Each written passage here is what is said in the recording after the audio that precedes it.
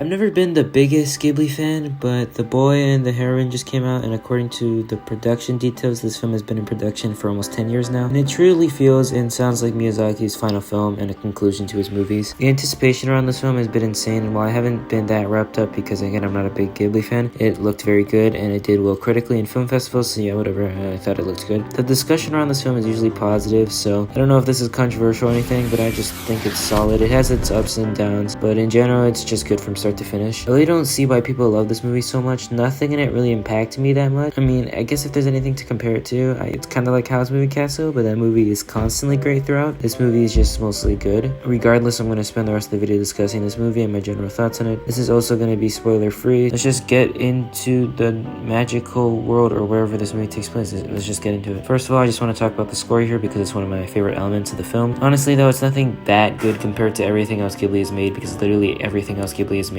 music-wise is fantastic, with the main standouts being probably like Spirited Away and Princess Kaguya. It's just very consistent in quality right from the opening. It also has no weak moments throughout the film. It's extremely consistent throughout. It's also able to change and capture a lot of the emotion to be terrifying, beautiful, adventurous, and really sad when it wants to be. I guess the same thing can be said about the animation too. It's great, but that's kind of what I expected for Ghibli. It's nothing that impressive, but I really like the fire elements. That was cool. One of the most interesting parts of the film is the actual boy and Heron. First, I'll talk about the boy, and yes, I'm going to call him that because I don't want to learn how to pronounce his name and mess up throughout the rest of the video. And yeah, he's pretty good. I think he's definitely at his best at the start and becomes a little more unfocused and uninteresting during the rest. But he's still a very good solid Ghibli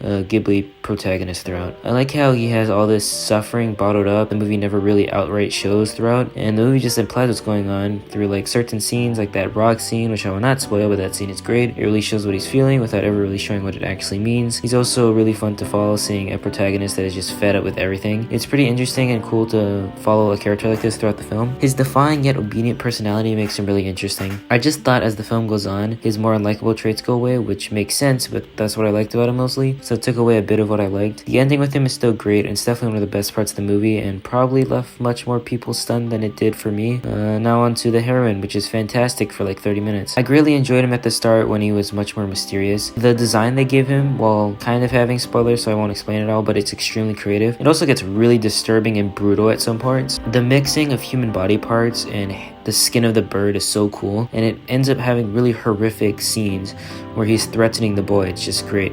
Sadly, he kind of leaves the picture for a while after the first 30 minutes, only showing up sometimes. It's kind of comedic relief. Once he's one of the main good guys, I kind of dislike it a lot more. I wish he was more of the annoying, unlikable antagonist at the start of the movie. I still love this design though, and it's done super effectively later in the film, and they have really fun ideas with it, and they use his character design for very creative ways. He's probably the best part of the film, and definitely feels a lot different from other stuff Studio Ghibli has made. I think the first 30 minutes of the movie is when it's at its best. It's super interesting and creative. The first 30 minutes of the movie switches back between reality and fiction a lot. It's very confusing and overcomplicated, and it's really interesting. Also, it's when our main character and the heroine are at their best, so it's super entertaining to watch their dynamic. One of my issues with the film is the hidden world of this movie. Most likely just stupid, but it kind of made no sense at all. Is the hidden world the afterlife, or is it some just random plane of existence? There's some characters who made the place, they just don't really explain how they ended up being the gods of the place. I kind of just wish they focused more on the setting and how it works instead of the strange